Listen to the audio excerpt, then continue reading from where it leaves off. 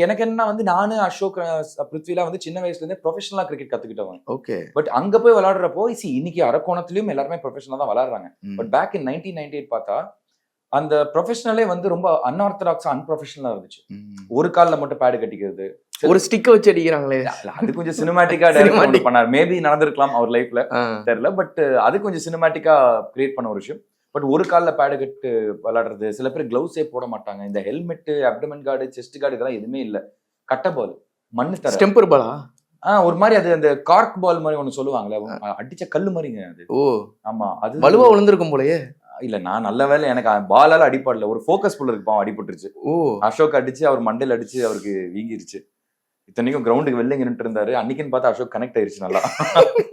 So அதுக்கப்புறம் வந்து மண்ணு தரையில செருப்பு இல்லாம இல்ல செருப்பு போட்டு ஓடுவாங்க, விளையாடுவாங்க. எனக்குலாம் எங்க எல்லாருக்குமே இந்த ஷூ சாக்ஸ் போட்டு அப்படி ப்ரொஃபஷனலா விளையாடி தான் பழக்கம்.